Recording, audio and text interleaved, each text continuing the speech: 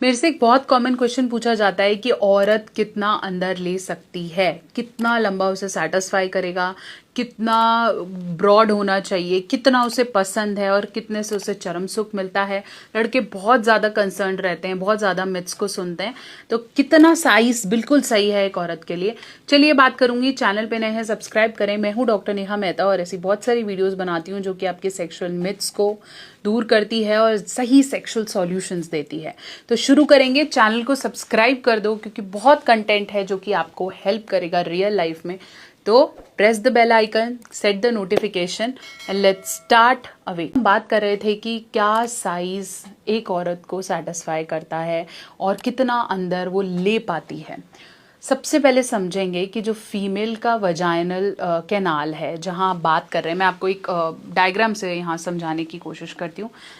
अगर आप ऐसे एक्सप्लेन करते हैं कि ये फीमेल का वल्वल एरिया, ये बाहर का आपका क्लिटोरिस है, ठीक है, ये वो वल्वा है जो कि आपको दिखता है। किसी का स्क्वीज्ड है, किसी का पिंक है, किसी का रैबिट हेड है, तो ये बाहर का वल्वा है, ठीक है, जिसे हम योनी कहेंगे।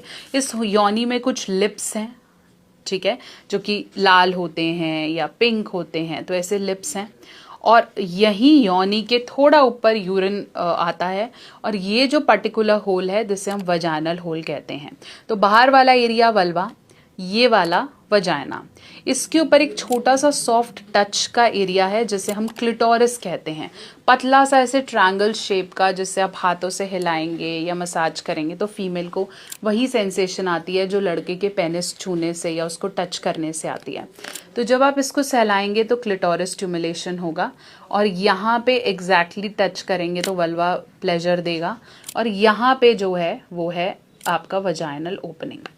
अब ये वजाइनल ओपनिंग अगर मैं समझाने की कोशिश करूं तो ये है बहुत बड़ी। देखो जितना ये बॉटल पूरा है, हो सकता है इतना बड़ा हो, लेकिन ग्रीन पार्ट से अपर, इस ग्रीन पार्ट के ऊपर कोई फीलिंग नहीं है, ठीक है।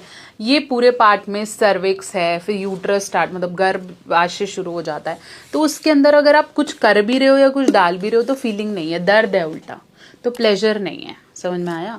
सिर्फ ये शुरू का पार्ट है जिसके अंदर सबसे ज्यादा खून का प्रवाह है, जिसके अंदर अगर आप उंगली से सिर्फ छू भी रहे हो ना तो शील फील और अगर आप इसको जोर से कुछ कर भी रहे हो तो यहाँ पेन है। इसके बाद ये सिर्फ स्किन है जो बच्चे के टाइम पे ज़्यादा एक्टिव हो जाती है। तो ये जो 2.5-3 इंच का एरिया है, ये सबसे ज़्यादा ब्लड फ्लो वाला एरिया है।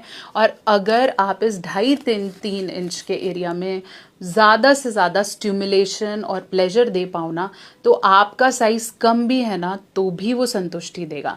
लेकिन अगर आपका साइज 7-8 इंचेस है, वो इस आगे वाले एरिया में प्लेजर दे ही नहीं रहा। इसको ऐसे समझाते हैं कि मान लेते हैं आप कहते हो भाई मेरा साइज तो 7 इंचेस है, 6 इंचेस है, आप पेनिट्रेट कर रहे हो, आपने पेनिट्रेट किया और आप लेके जा रहे हो बिल्कुल अंत तक। आई होप आप देख पा रहे हो। तो आप बिल्कुल अंत तक यहाँ लेके जा रहे हो, यहाँ पे आप कर रहे हो, दिस विल नॉट हेल्प क्योंकि यहाँ पे प्लेजर ही नहीं है। लेकिन अगर आप ये शुरू के 2.5-3 इंच के एरिया पे प्ले करते हो, रोटेट करते हो, फिंगर करते हो, यहाँ स्टक कर रहे हो, तो ये हेल्प करेगा। इसलिए हमेशा बोला भी जाता है कि अगर आपने करना है तो ऊपर की तरह वॉल पे करें, नीचे की वॉल्स पे करें, साइड वॉल्स पे करें, रोटेशंस दें, ये ज़्यादा इंपॉर्टेंट है। जितना आपको लगेगा मैं सबसे पीछे वॉल पे मारूंगा वो हेल्प करेगा, नहीं, this is not going to help, it is painful और इन्फेक्शंस भी होंगे। इसलिए ये शुरू का 2.5 इंच का एरिया बहुत सेंसिटिव है। इस पर आप फिंगर कर सकते हैं, आप अपना टंग रोल कर सकते हैं, आप टॉयज अगर इंट्रोड्यूस कर रही हैं, फीमेल पार्टनर नहीं है, वो कर सकते हैं। और पेनाइल जो आपका लिंग है वो भी इस 2.5 इंच में एक्टिव होना चाहिए। इसके लिए आप ऊपर नीचे साइड, दोनों साइड्स, रोटेशन, ठीक है, hand cupping, double hand, single finger, इस हिसाब से आप कैसे भी कर सकते हो। इसलिए वो मेल जिनका साइज उन्हें लग रहा है कि उसका तो उतना बड़ा दिख रहा है, मेरा नहीं दिख रहा है, अगर आपका मशरूम साइज भी है, आपका हैमर साइज भी है, छोटा साइज, कितने तरीके के होते हैं वो आप इस वीडियो में देखो, लेकिन अगर आपका छोटा भी है तो भी आपको कंसर्न नहीं लेना है कि ओ माई गॉड मैं कैसे काम करूंगा। एक एवरेज साइज की अगर मैं बात करूं तो एक एवरेज मेल पेनिस का साइज इरेक्टेड होना चाहिए, चाहिए 5 से 5.25 इंच।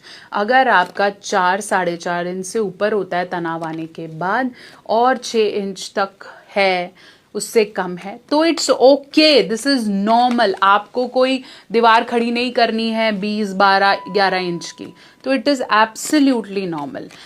अगर आपको लग रहा है कि पहले से मेरे साइज़ में कमी आई है, या मैं हंस महतून कर रहा हूँ, या मैं सही से नहीं कर पा रहा हूँ, या फिर डिस्चार्जेस का प्रॉब्लम है, फोर स्किन का प्रॉब्लम है, तो फिर टाइम से लिफ्ट अप ऑयल से स्टार्ट करें। ओरिजिनल लिफ्ट अप ऑयल ये आपको नेचर मेनिया की वेबसाइट से ही खरीदना है, आर्टिफिशियल स्कैम्स में अमेज़ॉन वगैरह से नहीं खरीदना है। यहाँ पे एक प्रॉपर आपका होलोग्राम आएगा, ये होलोग्राम MD इंटरप्राइजेस का है। यहाँ से आप बाय करेंगे, इस ऑयल को यूज़ करेंगे सही तरीके से, एंड स्लोली यू फील आपका साइज़, आपका तनाव, आपका इरेक्शन बेटर होता है। Nature mania lift up oil ordered from the website. इसके अंदर अश्वगंधा, शतावर, क्लोव और सफ़ेद म्यूसली है, जो कि नसों की ग्रोथ के लिए बहुत अच्छी है। आपको सेंसिटिविटी है, आपको फोर स्किन इश्यूज़ है, फिमोसिस जैसा लग रहा है, nature mania lift up oil MD enterprises सही रिकमेंडेशन है जिससे आप इस्तेमाल कर सकते हैं।